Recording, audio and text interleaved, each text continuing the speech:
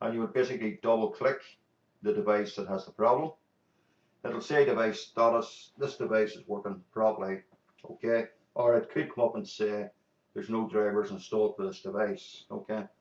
So at the top you have a driver, and basically you would double click this one, which will update the driver software for this device, and this will tell you it's a Microsoft update. Or you can go to details, high definition audio device, or device description.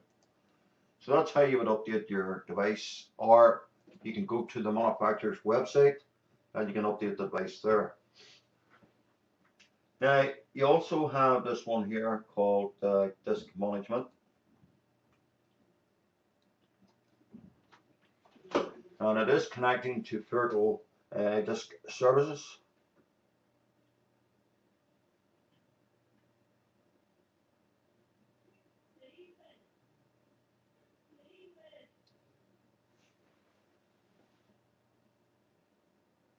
So you have to wait a second or two until it actually brings up. It is now loading the disk configuration information. Now what you will see here is, because I have got one 500 gig hard drive installed, you will see this is the basic C drive, 465.76 gigabytes, and it's an NTFS system. Some Linux is a FAT32 system. When Windows XP first came out, Windows 95, it was a FAT32. Okay, it is now NTFS, which is basically a more secure method for the file system. Okay, and it'll say the status. Okay, now if I wanted to partition this hard drive, if I go to properties, this will give me the free space on my hard drive, and this will say the used space. Okay, now there's another way of actually doing that there, by going to computer, double clicking on computer, and right clicking on the C drive or the hard drive you wish to examine, and you will see this will give you your free space, and this will give you the space used. So if you notice that your hard drive is full and there's only about an eighth here, obviously you want to invest in getting a bigger hard drive, or get yourself an external hard drive and move some of the information, videos or photographs of it, because your hard drive needs a certain amount of space to run properly on your computer. You do have some tools here, and this is an error checking tool.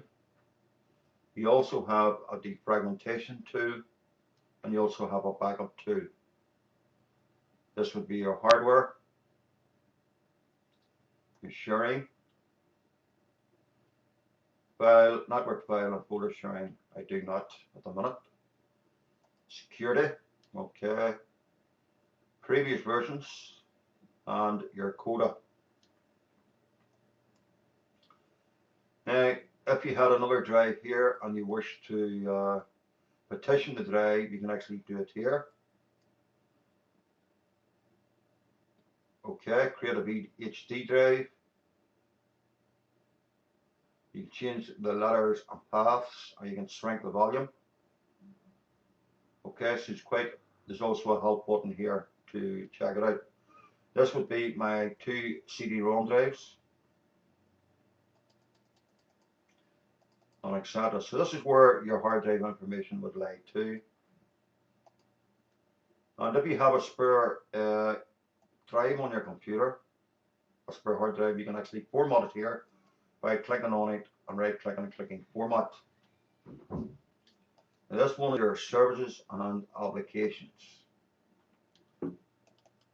I'll explain the services in the control panel as the video is going on here.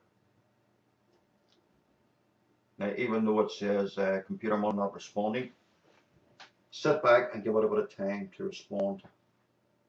Don't be tempted to lose the head and try to restart the computer. So these would be a number of services that are available to you in your operating system. Some of them you actually don't need turned on. Some are turned off as manual. Okay. Now this particular service here, if I click on it once, it'll tell me what it is. It belongs to Safari browser, Apple. Okay. I can also stop this service by double clicking on it and clicking stop.